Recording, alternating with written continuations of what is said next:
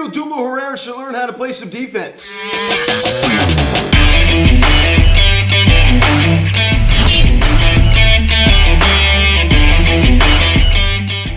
What's going on, everybody? Welcome to Phillies Social Media. Terry Kaplan tonight's game between the Phillies and the Washington Nationals as the Phillies lose 3-2 to the Nationals as they drop the second game of this three-game series.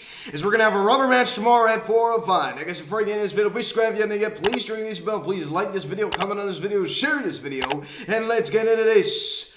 Seriously, where did the offense go tonight? Kyle Schwarber had another 2 home runs, right? 26 and 27 now in the year. He certainly ain't the problem. But where did this offense go, right? Especially Odubel Herrera on center field, totally misplaying a ball. In Arenado, we continue to not give him any run support, right? Very rarely do we ever score him runs. As he gets back with a loss, undeservingly so, going 7 2/3. He did his job just fine. I do not blame him for this loss. But you're going against the rinky-dink Washington Nationals. Not only are they the rinky-dink Washington Nationals, they don't have Nelson Cruz. The roster is just not healthy. Juan Soto is totally underperforming. He's not 100% healthy, with some soreness in that left calf. And we lose to, not only just the Nationals, but like the Nationals, that are not even healthy. Not only the Nationals is bad, but we're losing to a team that's just not even healthy. Just a double whammy. Yes, I understand you're not going to win every game. Yes, I understand they're still a Major League Baseball team, but the way we lost tonight, and just losing to a team this bad, honestly, like a AAA team, maybe even worse, the way we lost is just despicable. It's just despicable. As we pick up the scoring summary here in the top of the 4th inning, Yadiel Hernandez doubles on a sharp line drive to right field. Juan Soto comes around to score, and it's 1-0 Washington. So Yadiel Hernandez with his 14th double of the season. He certainly loves it against his Phillies team. 14 doubles on the year for him, certainly impressive. Gets the Nats on the board first off of Aaron Nola. Juan Soto got the night off from last night's ball game. As I said, dealing with the left calf soreness. He's just had a really, really strange season. He really, really has. OBP still, it's crazy for a guy that's hitting around 230, but he's not going to be an all-star this year, and he's definitely had just a really, really rough year. It's just very, very strange, and everybody goes through it. Harp went through it in 2018, 2016, even in 2014. Some of the game's best players go through these kind of ruts. He's not been 100% healthy. I think that's very important to bring up for a guy like Juan Soto. It's definitely hindered his ability so far this year. Then we pick it up here in the bottom of the 4th inning. My goodness, what other words need to be said? Kyle Schwarber homers on a fly ball to right field, and the Phillies now tied at 1. Another solo shot for Schwarber. Of course, all these home runs have to be solo shots because nobody's getting on base. 26 home runs, first of the night, as he continues to terrorize baseball, continues to terrorize his former team. 3 home runs down the series at this point in the ball game. So we're all knotted up at 1. As I said, the only guy who showed up tonight. 3 knocks for Schwarber. The date is June 36th, as Alex Carr said. That's a great one. I like that one a lot. June 36th. Pick it up here in the bottom of the 6th inning. He does it to Joshua Gray again and the Washington Nationals again as Kyle Schwarber homers on a fly ball to right field. He just continues to just club the baseball at an alarming rate. Second of the night, 27 on the year, another solo shot, unfortunately. And the Phillies now take a 2-1 lead. So Kyle Schwarber, could he do it, right? Could he do it? Mike Schmidt has the most home runs, as a Philly, prior to the All-Star break with 31. That was set in 1979. Kyle Schwarber only 4 away from tying that. So we have 1 more against Washington tomorrow. We have 4 against St. Louis, 2 against Toronto, and then 3 against Miami. So this is definitely doable. I think he could do it. Kyle Schwarber, could he break the home run record for Philly? Most home runs, by Phillies players, before the All-Star break. That's certainly possible. I'd love to see him do that. That'd be really, really cool. Do something Philly hasn't done since 1979, and Mike Schmidt at 31. It's certainly doable. And my goodness gracious, we just need him to stay healthy. Right? Could he hit 50? Could he hit 50? Game 82 tonight. He certainly could hit that 50 mark. We just need him to stay healthy. Of course, I'm not expecting him to keep up this pace, but my goodness, this reminds me of this of last year in June. Remember we got burned a little bit off that. Remember that maybe that was June 23rd. Like a home run to opposite field. This was Washington. We picking up here in the top of the 7th inning, and Odubel Herrera's treacherous defense assured that we lost tonight. As Luis Garcia, hits a towering fly ball at the center. It's certainly well hit, right? Certainly well hit. That ball was very high in the zone. That was not a strike. break as he hits that sharply out to center field. Instead of, kind of backpedaling a little bit, which you're really not supposed to do as an outfielder, I will say that, but when the ball's kind of in your range, it's not far from you, can do that. You're just not supposed to do it when it's just, way deep. I mean, I guess I understand I was over his head, near the warning track, should have been running, but at the very end, he could have backpedaled. But instead, he continues to run, totally misreads it, jumps up in the air, not even close. This is a terrible execution by him. Yano Hernandez and Herbert Ruiz come around to score, and it's now 3-2 Washington. I mean, seriously. Garcia's 10th double of the season. I just never seen a guy that just can't play defense. I mean, a team that just can't play defense. People would say defense doesn't matter. Well, look at that. It certainly mattered tonight as we got smacked with a loss against the Washington Nobodies. This team is just so bad, and we lose to them, right? I mean, we lose to the Washington Nationals by a final score of 3-2. Kyle Schwarber, that leadoff spot, certainly doing his job. 3 knocks tonight, 2 more solo shots, a 2.26 average. Now, this keeps getting higher and higher. This guy is just insane. 55 RBIs, 27 home runs, an 8.82 OPS, an 8.82 OPS, almost as a 900 OPS. The guy's hitting 230. I mean, my gosh, the guy is just a machine. He's just a machine. I mean, over his last 7 games, 5 home runs, over his last 15, 9, over his last 30, 13. My goodness gracious, the player of the month of June, could he win NL Player of the Week? Could we have back-to-back Phillies winning NL Player of the Week? I certainly think it's possible. Already 4 home runs on the week. Not even Thursday yet. My goodness gracious, this guy is just on an absolute tear. Rhys Hoskins won it last week. We could certainly see back-to-back Phillies do it. Wouldn't that be kind of interesting? When's the last time you've seen that? Rhys Hoskins, hitless performance as he follows up his player of the week with a pretty, disappointing performances. Wasn't able to draw 2 walks, which is nice to see. As I said, Rhys, a guy that, consistently draws walks. It's nice to have 2 guys at the top of the line, 1 and 2, that consistently draw walks in Kyle Schwarber and Rhys Hoskins. Nick Castellanos with a 1 knock this evening. The average now sits at 251, 684 OPS, 44 ribbies, and continues to just have only 8 home runs. He only hit 1 in the month of June.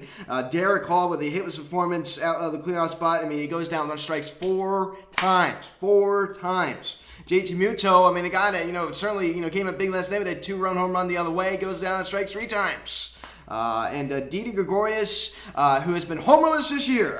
Thank God his contract is up after this season. Goes down and strikes in a weak final AB. As I said, I did have to unfortunately watch the Washington Nationals Masson TV. Even though they won the World Series, swing and a miss, it's like it just was so over the bar. Alec Boehm, who certainly been on a hot streak recently. Unfortunately, did call off a little bit tonight as he goes hitless. Also goes down and strikes 2 times.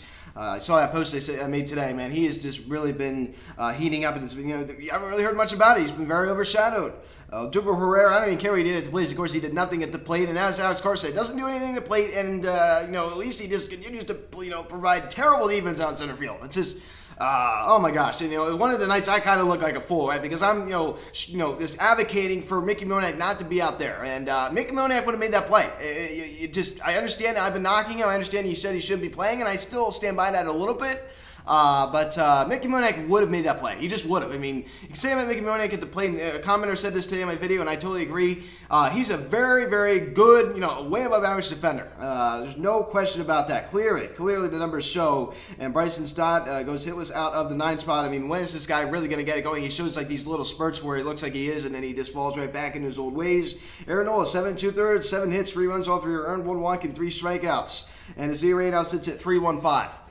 So he gets smacked with a loss. What a disgrace. 5-6 now in the year. Totally undeserving. Totally undeserving getting smacked with that loss. He gets no run support from his team. It seemed like Kyle Schwarber wanted to give him some run support. Some home run parties, jacking 2 out to right, 26 and 27. But it seems like nobody else really wanted to support him. So I really, truly do feel bad for Aaron Nola. I do not blame him for this loss tonight. As I said, 7 hits, and almost 8 innings of work. It's a hit on average almost every inning. Certainly he kept us in the ballgame and allowed the offense to do their job. And stuff looked pretty good tonight. As I said, the home runs, I understand he's going against an awful team. Juan Soto's in the lineup tonight. We had a righty-lefty matchup with Soto and Nola. The home runs continue to be a non-problem for Aaron Nola. A non-problem for Aaron Nola this year. Knock on wood. That's the biggest takeaway for me. Is that hanging breaking ball looking like a beach ball? I don't know what part to play. It was like Sarge Davis said, like the beach ball, Ian Anderson beach ball. No, it is not. No, it is not. as we've seen last year, a few starts, as we've seen in years prior, like back in 2019. And the answer is no. The answer is no. And Jose Alvarado with a good job coming in there in that 8th inning to get the final out. And then Corey Knebel, kind of a shaky appearance there in the top of that thing, was able to strand, the runner at third to get us out of that inning. So some pitching in the clutch. The bullpen continues to be, as somebody said, it's been like the best of baseball the past couple weeks. The numbers prove it. This bullpen has just been so good. It has just been so dominant. It's just been so good. Because we finally structured it right. Corey Knebel never should have been the closer. I remember when we first signed him prior to the lockout, they said he's not going to be the closer. That's what they should have stuck by. They never should have put him as the closer. And look how much better he's been as the setup man. Look at him and Brad Hand. One's a righty, one's a lefty. I love that. Then you got Sir Anthony in the 9th inning. This bullpen is structured so much better. They finally figured it out, it seems like, hopefully. So I love it. I just love it. But I certainly don't love losing 3-2 to the Washington Nationals. I certainly don't love that at all. We strike out 16 times. So 16 of our 27 outs we had tonight were strikeouts. I understand. I said going in this morning, I said Joshua Gray is the best pitcher on the national staff. I would say if Steve Strasburg was healthy, maybe not. But honestly, I think he's missed so much time. I think this could be the end of his career. But that's a whole other discussion. We'll probably get an hour video about that one. But anyway, ouch. I said going in. He owned us last time in D.C. that Saturday game. Remember, that was the third game of that series. I'll even pull out that one against him. He dominated us again tonight. I hate to see it.